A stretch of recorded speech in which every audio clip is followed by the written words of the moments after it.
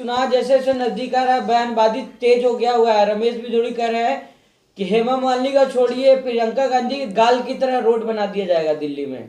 बिल्कुल सही कह रहे हैं जर्नलिस्ट महोदय। आप तमाम जर्नलिस्टों के चैनल्स को मैं अभिनंदन करते हुए, ये जो दिल्ली के अंदर नूरा कुश्ती चल रहा है, ये जो आरोप प्रत्यारोप और ऐसे नेता के लोगों के हाथों से जो सांसद रहे हैं, विधायक रहे हैं और अपने पार्टी में कोई स्थान रखते हैं, जगह रखते हैं, और इस तरह की फुहड़ भाषा का इस्तेमाल करके जहां महिलाओं को लाडली योजना, सम्मान योजना, ये योजना से भूषित किया जाता है, महिलाओं को लुभाया जाता है और उन्हीं महिलाओं को अपमान किया जाता है।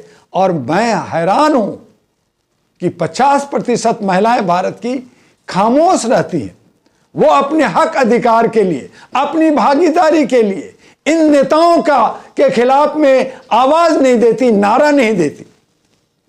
आज लगातार अपने बयानों से चर्चा में रहते हैं। इससे पहले पार्लियामेंट बिल्कुल सही कहा। हो सकता है, देखिए जहां पार्लियामेंट में उन्होंने आतंकवाद कहा, भड़वा कहा, कटुआ कहा, आज जो है हेमा मालिनी और प्रियंका गांधी की गाल की बात कर रहे हैं, तो ये जो महिलाओं की अपमान करके और कुछ ऐसे वक्तव्य दे करके ये जो मीडिया को अपने तरफ आकर्षित करते हैं, ये सुरखरू लेते हैं, मुफ्त की रेवड़ी बांटते हैं, और यही कमोबेश, चाहे वो आम आदमी पार्टी हो, चाहे बीजेपी हो, चाहे कांग्रेस हो, तीनों करीब करीब एक ही घूटी से, एक ही जो है थाली के चट्टे बट्टे, एक ही तरह से जनता को लोक लुभावना दे करके ठगने में और उसको बेइज्जत करने में लगी हुई है। आज जरूरत इस बात की आन पड़ी है कि जो दिल्ली भारत की कैपिटल है, राजधानी है, इसका एक मान और सम्मान है। यहां पे लोग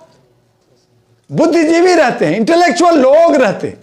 यहां पे पूरे 203 देश का हमारे राजदूत रहते हैं, देश विदेश का यहां चहल पहल होता है, सारा इंटेलिजेंस ब्यूरो होता है, और वहां ऐसे कीड़े मकोड़े की बातों से ऐसा लगता है कि हमारा दिल्ली भारत की राजधानी नहीं बल्कि गांव से भी बदतर है।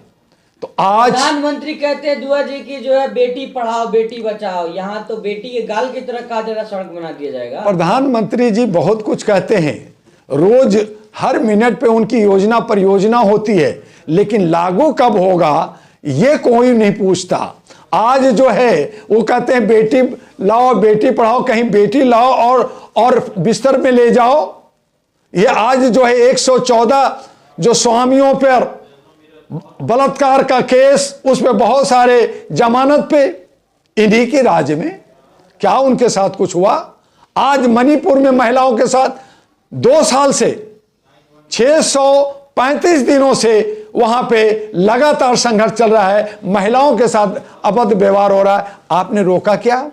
आप सिर्फ वोट चाहिए, आपको राजनीतिक चाहिए, आपको सत्ता बचाना चाहिए, आप हर तरह से तोड़ फोड़ कर रहे हैं। आज आप बहुमत में नहीं हैं, 240 हैं, आप खरीद फरोख्त कर रहे हैं। आप जो है नीतीश कुमार हो, उनको फुसलाने में, मनाने में, गोद में बैठा करके मलाई और दूध पिलाने में लगे हुए।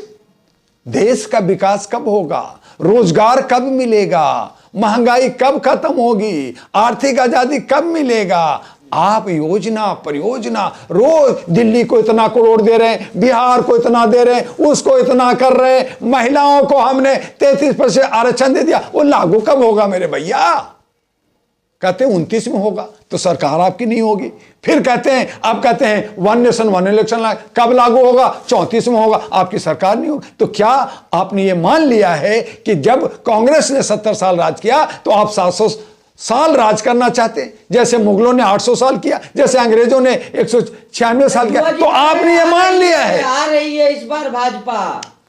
देखिए नूरा कुश्ती में जहां पे 10 साल में आम आदमी पार्टी ने दिल्ली को तहस नहस बर्बाद किया, हमारे नलके में पानी जो शुद्ध आना चाहिए था गंदा आया, हमारे गंदे पानी से बीमारियां हुई, इन्होंने मोहल्ला क्लिनिक में पहुंचाया, वहां पे मच्छर, वहां पे दवाई नहीं, वहां पे जो है सस्ते दवाइयां और डॉक्टर नहीं, वहां पे मौत हुआ, मर रहे हैं लोग। और इसी तरह से ये जो है उलट पुलट कर करके आज हमारे बतौलाबाजी करके आज हमारे बीच में ये जो है नूरा कुश्ती कर करके जहां आम आदमी पार्टी झाड़ू मार दिया सब पे, आज बीजेपी भी वही किया। जब इनको नगर निगम में सत्ता थी तो नगर निगम के अंदर सारे कूड़े के अंबार था, 2 साल 3 साल से लोगों को सैलरी नहीं मिलता था, धरना प्रदर्शन हुआ, आम आदमी पार्टी आई, उसने भी हमारे मोहल्ले को गंदा किया, हर गलियों को गंदा किया। इसने भी क्या कुछ किया?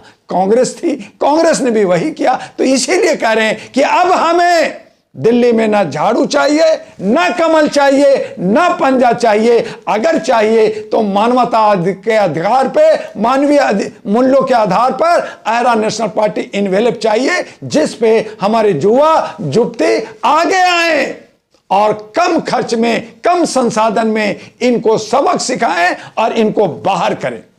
लेकिन दुआ जी क्या लग रहा है, क्या सजा होनी चाहिए? रमेश बिदूरी जिस तरह के बयान देते रहते हैं, देखिए अगर ये आम आदमी या डॉक्टर दुआ ये व्यक्तित्व देता तो आज तिहाड़ जेल में होता, उनके पिछवाड़े में डंडा पड़ता। जिस तरह से बिहार के छात्र ने अपने हक अधिकार की बात की तो उन पे ठंडा पानी मारा गया, उन पे FIR लॉन्च किया गया, उनको जेल भेजा गया और जेल भेजे जा रहे।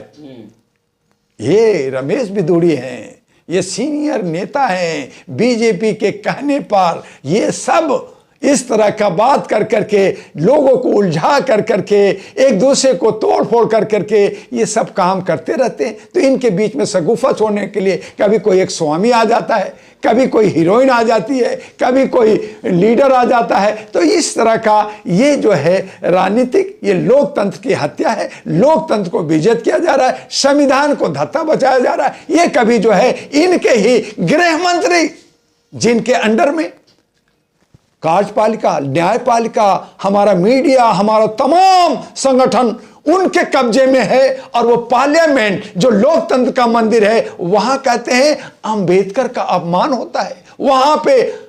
और अंबेडकरवादी जो 85% कहते हैं वो खाली चुनबुन करते हैं। उनको चाहिए था घेर के इनको बाहर कर देना चाहिए था, जैसे गुलाबी गैंग जब कुछ होता है थाना पे अटैक कर देती है उत्तर प्रदेश में, उसी तरह से इनको करना चाहिए था। नहीं हो रहा। फिर कहते हैं हमने ऐसा नहीं किया। अरे जब पार्लियामेंट के अंदर अगर एक सुई गिर जाए, किसी का एक पेन गिर जाए तो उसकी आवाज रिकॉर्ड हो जाएगी, उसका वीडियो बन जाएगा, चप्पे चप्पे पे कैमरा लगा हुआ है और वहां कहते हैं कि नहीं हमने ऐसा नहीं कहा।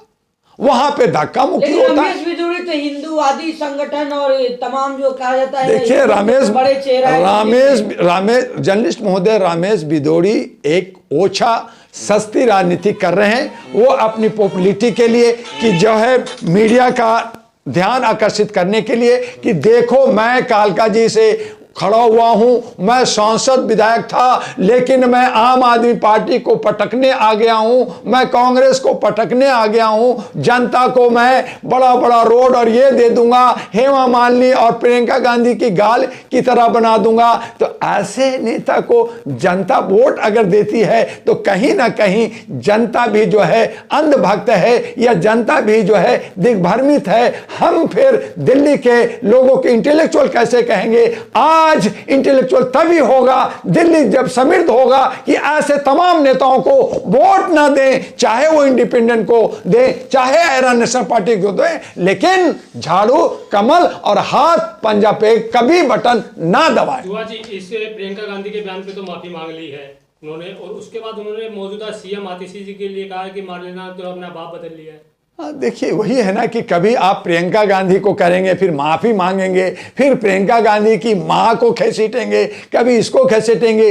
तो ये देखिए ये सब बड़े नेता हैं और सांसद भी हैं, इनके खिलाफ इस तरह की अभद्र व्यवहार नहीं होनी चाहिए। लेकिन कमो बेश इससे ये जो हमारा जो न्यूज और खबर जाती है, जो वहाँ तक पहुँचती है, वो तमाम भारत के महिला को अपमानित किया जाता है। चूंकि साधारण जो मध्यम परिवार की हैं, जो निम्न परिवार की महिलाएं हैं, उनके साथ तो आप रेप करते हो, उनको साथ आप जो है अपहरण करते हो, उनका प्राइवेट पार्ट बेच देते हो। वो तो बेचारी कुछ नहीं बोल पाती क्योंकि उनकी औकात नहीं है। लेकिन प्रियंका गांधी और सोनिया गांधी की औकात है, उनको बोलना चाहिए। उनके साथ पूरा विपक्ष है, उनका बेटा जो है शैडो प्रधानमंत्री है, उनको हंगामा पार्लियामेंट में करना चाहिए। लेकिन फिर भी ये लोग कुछ नहीं बोलते। तो ये सिर्फ वक्तव्यों से होता है, ये सब नूरा कुश्ती हो रहा है और इससे हमारे मुख्य मुद्दा से भटकाया जाता है। जनता भटकती है और जनता को जो चीज चाहिए वो नहीं मिलता। उससे हमारा भारत जो है